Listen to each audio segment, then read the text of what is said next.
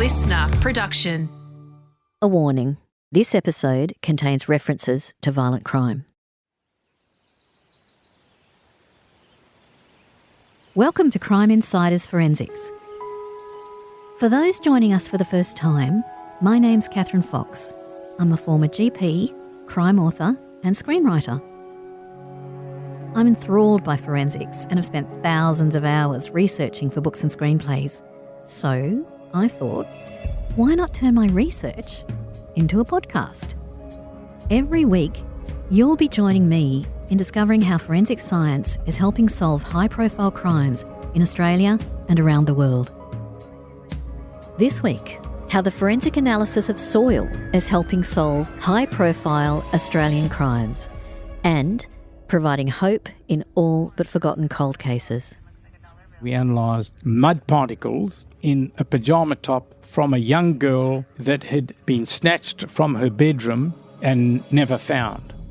Professor Rob Fitzpatrick is a forensic soil scientist with decades of experience in criminal and environmental forensic cases. We'll gain an understanding of how soil analysis uses diverse techniques which have dozens of practical applications, including how it helped locate the bodies of the victims in one of South Australia's most high-profile double homicides. But first, an introduction into the science of forensic soil analysis. So the word pedology means everything under the foot. So pedo is foot and ology is soil, which is the very surface of the soil. So as a pedologist, which is a subdiscipline of soil science, what we do is we endeavour to understand how soils form, why they are there, in other words, the mapping, and more importantly, their origin, how the soils have actually got there. So in terms of forensics, what we're doing in forensic soil science is we actually trying to understand how that soil got there over months, years or decades. There's a case that you actually showed this in. Can you tell us about that very first case?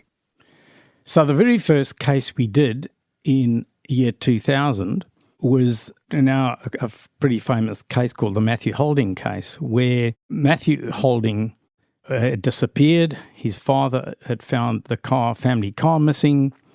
Both his mother and his grandmother were missing as well. And unfortunately, he found lots of glass and blood and everything in the kitchen and around the house. So he notified the police about what he'd found, and he'd found this in what is called the Adelaide Hills. So it's a very high elevated area in South Australia. And just many hours later, they found the missing vehicle on York Peninsula of South Australia, which is about 150 kilometres away from where they lived, towards the coast. And the car had broken down. In the boot of the car, they'd found a shovel, bracelets, some glass, and Matthew Holding, who was driving the vehicle, was trying to find someone to help fix the vehicle. Anyway, they connected the dots and they arrested him. And the thought was, well, we've got all the evidence of that something had happened or foul play. And they asked him, well, where's your mother and your grandmother? And he said, well, you'll never find them.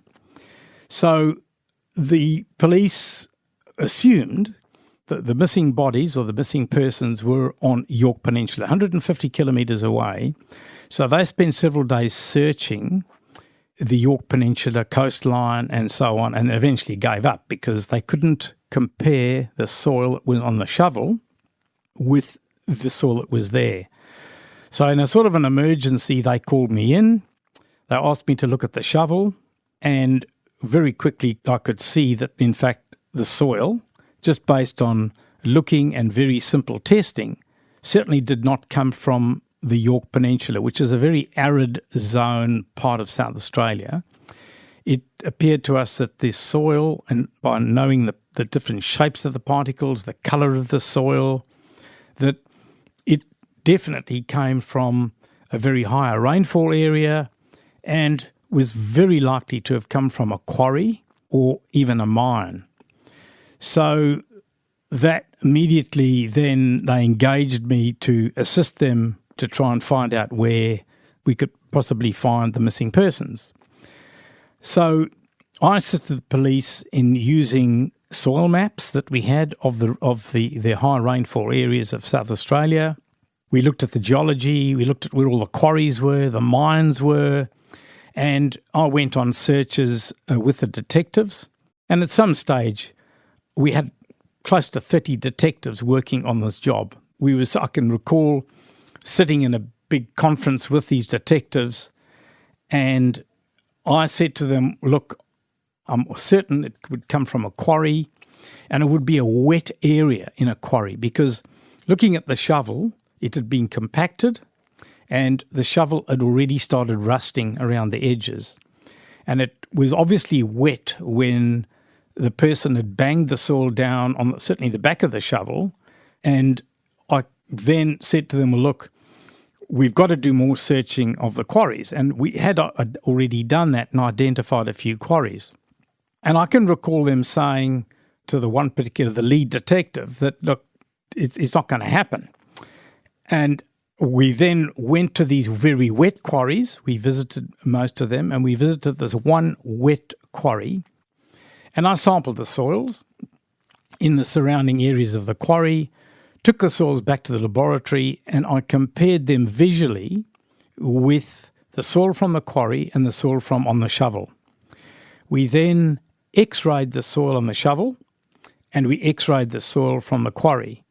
And the comparison was incredible. It was like, there's never a perfect match, but this was very close to that. So I phoned the lead detective and I said, look, I am 99% certain that the soil on the shovel comes from a particular quarry. Now, it had started raining. They had searchers walking through there on horseback, which had almost like polluted the soil because the dogs then couldn't search. And we then had another meeting with the detectives, and this lead detective said, look, I come from a farming background, and I believe that if I came out every morning in this particular quarry that Rob believes that there's a comparison, I believe that the foxes will be in there. And there was just laughter from a lot of his colleague detectives. Anyway, he visited that quarry every morning, and on the second morning, the first body was dug up by the foxes, and I got this big invitation to please come out and see everything happen. I said, no, I don't think I can stomach that. So the next day, the foxes then uncovered the next body. Now, if you think about it, where he had buried the two bodies, it was almost the perfect place, because when you really think about where to bury someone, it would be in a quarry that's soil's all disturbed anyway, and in a wet place where it's difficult to get into. So we made that comparison. They found the bodies, and of course that made the trial very much easier, because basically they'd found the two bodies and they could then use the DNA that they had and all that sort of thing to make the comparisons. Going back a step, when you were given the shovel, you mentioned identifying by looking. What is the actual procedure you do when you get a sample that you need to examine? Almost the very first technique we use is to measure the colour. And colour tells about the wetness of the soil, the types of iron minerals that are in the soil. It gives a lot of information. But of course, then there are standard methods that we use as well to determine the texture of the soil, how much clay, how much sand, how much silt is in the soil. So all these tests we do are what are called soil morphology analyses. So we're using visual techniques to describe the soil. We then move to doing analyses like pH of the soil, the electrical conductivity of the soil, which tells you how much salt is in the soil. And then as the sort of final stage, we would go to fancy gadgets. And the most powerful tool is X-ray diffraction, which tells you the type of mineral particles that are in the soil. There are other methods as well. There's infrared spectroscopy that can tell you about the organic matter composition and so on. You worked out logically that it was a quarry. Isn't it more sensible that someone would dig a wet soil rather than a sandstone or solid, which would be far more difficult? And similarly, as you mentioned, burying bodies in a wet part of a quarry is difficult to get to, but presumably it's also difficult to get to for the person doing it. Yeah, well, it wasn't the very, very wet part of the quarry. So it was sort of the edge of the very wet area that the person dug. We could see from the shape of the particles on the quarry and from the soil on the shovel that it wasn't from a normal soil. A normal soil, the particles would be much more rounded. There'd be more organic matter in it because that would be near the surface where things are growing, where there was no organic matter in the shovel at all. There was also lots of tiny particles of what is called talc. It's a mineral that's very rarely found in the topsoils. It would be more found in the sort of in-depth quarries, and that's particularly where we were looking. So there were sort of indicator minerals that really pointed to it had to be this quarry. And talc, for example, which is a very rare mineral in soils, when we found that comparison on the shovel and in the quarry, I was almost 99.99% certain that there was a comparison. And you had no idea whether or not Matthew Holding, the accused, had any experience in quarries or was familiar with that area?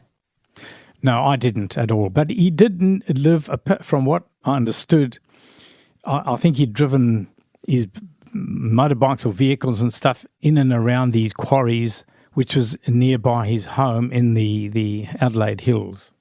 So he was quite familiar with the sort of geography of quarries. Did you also look at the car tyres, for example, for dirt or soil within the tread? Yes, we did. But of course, he'd driven 150 kilometres from there. So, and they hadn't actually, for that particular case, put the car, taken it back carefully to a archival police depot, which is quite often what we do now. We go to the depot, they put the car up on a ramp, and we go and we sample underneath. So if they arrest someone, the protocol now is that they would immediately take the vehicle. We would go and then sample underneath the vehicle, particularly inside the inner rims. We've done many cases where we've sampled such soils and then made that comparison to the dirt roads where they may have been on. How did you feel when you heard that the bodies of Matthew's mother and grandmother were found? It was incredible when I think about it. But at the time, it was pretty exciting. And what was quite bizarre in a sense was that CSIRO at the time could not understand how good this was. They said, was it really that important? I mean, it's what you do every day. You compare soils. And I then relayed that information back to the detectives and the commissioner, actually, of South Australia. They immediately contacted CSIRO and they said, do you realise that the work that we had done had saved millions of dollars in terms of a court case? In other words, they didn't have to hold a court case, which would have gone on for months. That alone changed the thinking of CSIRO and all my managers around me, because from that, we then decided that we should set up a centre within CSIRO, and to the credit of CSIRO, they then supported it tremendously, not just because of the money, but they could see the significance of the work that we do and did to the community. And of course, the rest is history, because we've done well over 200 cases subsequently. So it started off as a frustrating story, but we've ended up, it's wonderful what we've done. And I can only give great credit to CSIRO for that happening.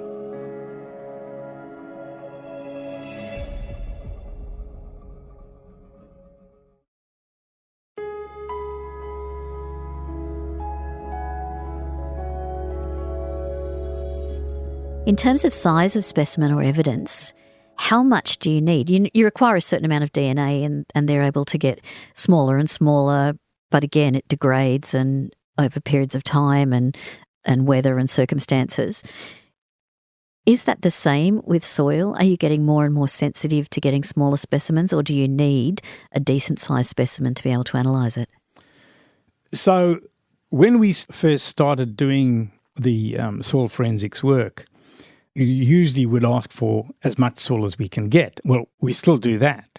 But in many of the cold cases that we've had to deal with recently, or over the last 10, 20 years, the clothing that we've been given would have just trace amounts of soil particles. In fact, so buried into the fabric of the material that you can't see it with the naked eye. But under a microscope, we can see it.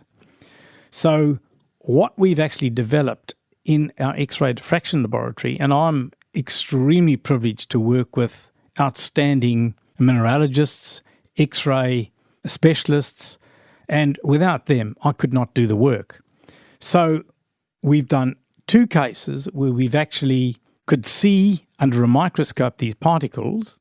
We've then suggested to the detectives and the courts that we could actually take these samples to what is called the Australian synchrotron, which, by the way, costs in the region of about $10,000 a day, to analyse the soils using the Australian synchrotron X-ray diffraction beam line.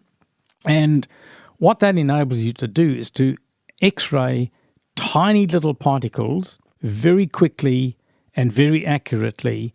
Or it almost magnifies the diffraction pattern, so we can determine what minerals are in there more accurately. So really the breakthrough for us has been the analysis of very tiny particles. And we have 2 case studies where we've had a breakthrough. The one being tiny brick particles that were in a person's bra strap that had been found in a grave in Western Australia. They found the body, and allegedly she had been murdered in her front yard. So we were given the task of analysing the particles in her bra strap. Well, first of all, we had to discover the particles in her bra strap, which is what we did. I flew from Adelaide to Perth and collected her bra, brought it back to Adelaide, and then we did these analysis. It took us 3 months. We then extracted the different brick particles from her bra strap, and we then compared these particles with every brick that was sampled in the front yard. So the detectives and the police had then chipped brick fragments from every brick in the front yard. We were given those brick fragments. We pulverised them and compared them with the brick fragments that were in her bra strap. So our forensic report was close to nearly 700 pages long because of all the analysis we did at the Australian synchrotron, and we could compare these particles of bricks from her bra strap with those in the front yard. Now, 2 or 3 of the bricks were quite unique because these bricks are brought in, they're old bricks.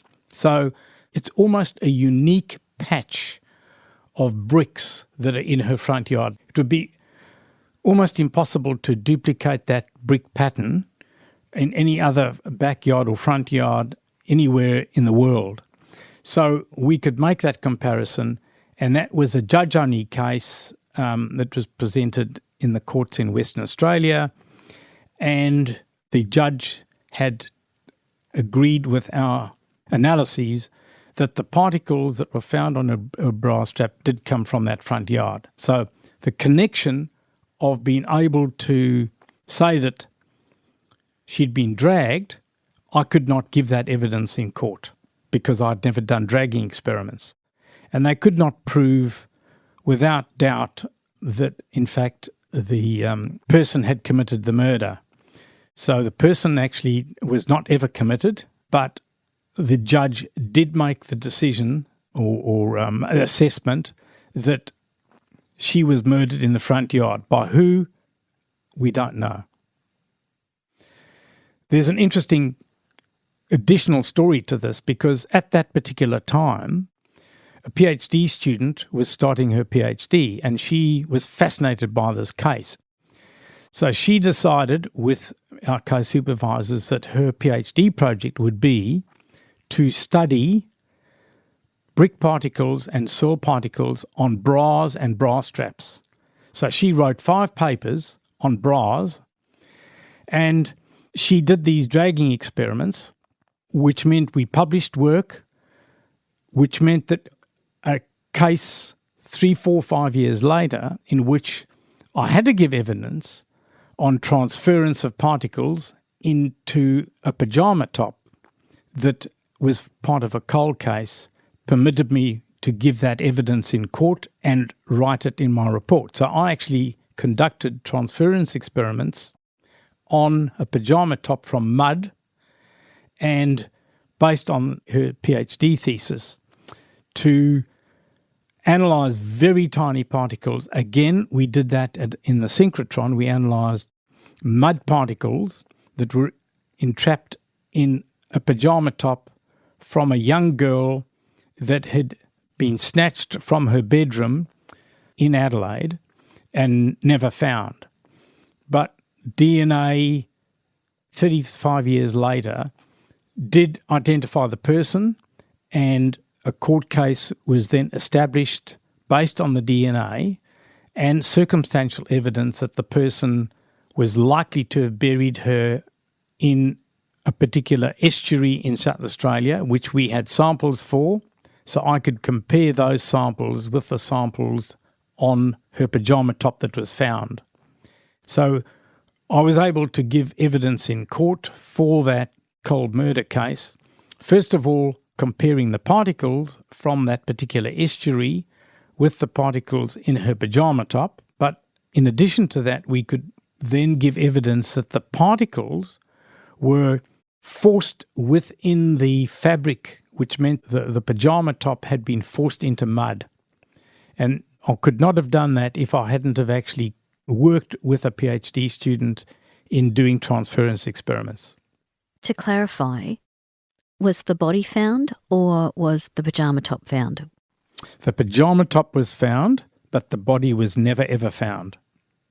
And that's what made this case particularly fascinating or difficult to do. So it was all based on circumstantial evidence. So the actual victim's DNA was on the pyjama top? Correct. So you were trying to identify where the victim had been buried? Yeah, so basically the alleged perpetrator's DNA was found on the pyjama top 30-something years later, and that person was a teacher, and that person was eventually prosecuted. He actually was in jail at the time, and they managed to use special DNA evidence to be able to make that comparison. And then they needed additional circumstantial evidence to prove that this could have happened. And so our soil evidence was, if you like, the additional evidence that was used by the prosecutors in terms of a circumstantial scenario of what had happened. And the person was eventually prosecuted for life. In terms of types of crime, you mentioned 200 crimes that you've been involved with. What sorts of crimes otherwise are we looking at apart from murder, for example? So I've been involved with archaeologists in looking at massacres, the Australian massacre sites, Aboriginal massacres in the Northern Territory, Western Australia. They've been fascinating. Again, we had enough soil particles to, in fact, verify what had happened. We've also done work on dinosaur bones and dinosaur nests that had been imported illegally to Australia.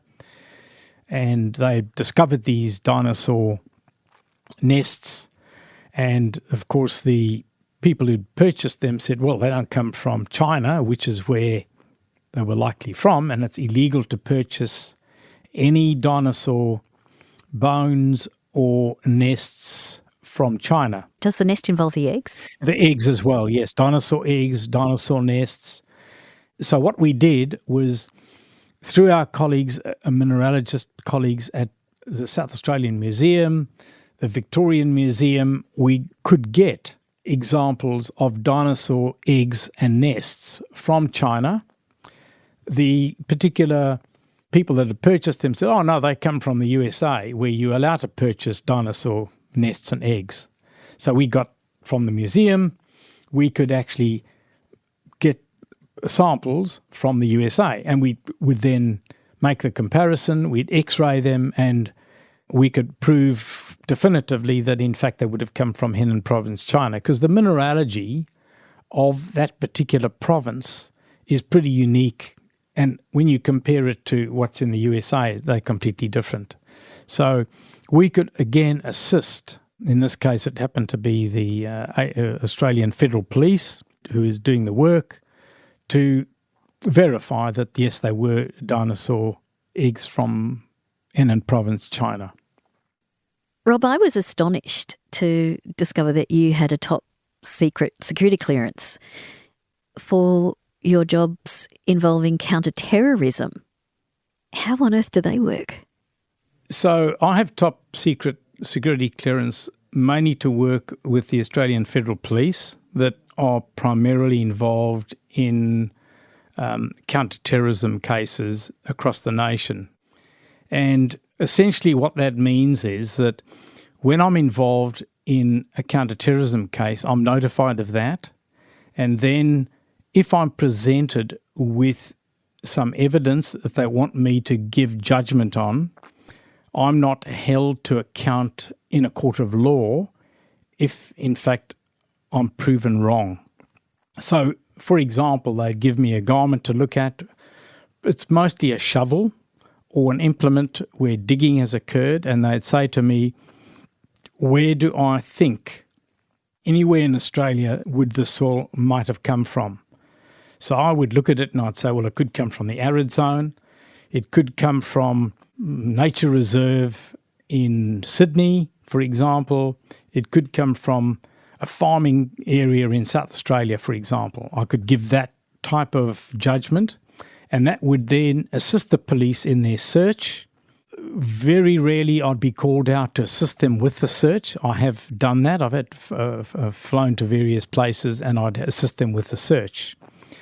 So that is very different to if I'm approached by detectives or the DPP to give evidence about a comparison of a soil or on a particular case or an accused, then I would have to collect those samples, put them in a proper archive, document everything in a logbook, because then the defence lawyers can ask for that information, which they do, rightfully so, whereas in the counter-terrorism cases, I'm excluded from that.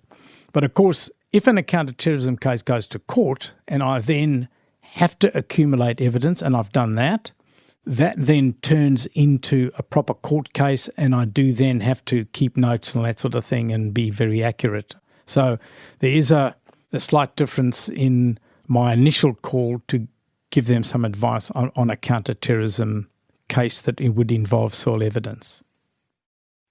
How do you feel when some of your work is actually instrumental in gaining conviction or stopping a criminal activity continuing? There are two parts to that. After I've given evidence, there is an element of, you've got to be absolutely 100% certain that what you're doing or giving evidence of is correct. But, there's always the chance that you could be wrong. And my colleagues who work with me would say to me, Rob, we just may be wrong in terms of what we've done. Well, we've given the evidence that we've done, and of course it's up to the courts to make the final judgment. And it's the job of the courts, particularly the defence barristers, to cross-examine one. And in many cases, I'd be cross-examined for days, a whole day at a time, 2 days at a time. And that is horrendously stressful. And of course, the media are there. I always recall giving evidence in Western Australia, a very prominent defence lawyer at one stage said to me, well, this new stuff you've done at the Australian synchrotron is junk science. That was the headline news, CSIRO junk science. That sort of thing makes it stressful, makes it difficult. But at the end of the day, when justice is done, the juries have made decisions, yes, most definitely it's satisfying, and the only way we can explain this to our colleagues around the world is to publish these examples of how we've used soils and demonstrated the power that soil has that can assist forensic scientists and, of course, the justice system to get people to be convicted if they've, in fact, done something wrong. That also helps debunk the junk science concept. Absolutely. And that drove my X-ray colleagues and myself to be determined to publish the evidence we had in a journal, because and so in many ways the justice system helps. I mean, another example of how they've helped us, in the production of our forensic guidance manual, understand the defence lawyers read these things forensically and they find errors. So I'm at version 10 at the moment. I'm actually revising it to version 12. Now, I couldn't have done that without their input in terms of being cross-examined and making it much more accurate, about what we've said in there, how we've expressed what we got. So in some ways, our legal system is good in that it does refine the sort of things that we do in forensic soil science, in particular, the chain of custody of samples. So you can do all this amazing work, but if you don't conduct the chain of custody properly and store the samples properly, it's just chucked out of court by the defence lawyers, and rightfully so. Well, I think forensic soil science is very exciting. And I'm very grateful that you are doing the work you're doing. And I think there's so much hope for cold cases, potentially, in your work, as well as current criminal cases. So, Rob, thank you so much for joining us. It's been my pleasure. Thank you.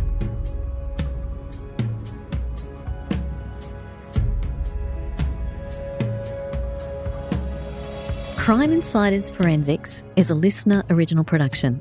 It's hosted by me, Kathryn Fox, and is produced by Ed Gooden. Sound design and imaging is by Link Kelly.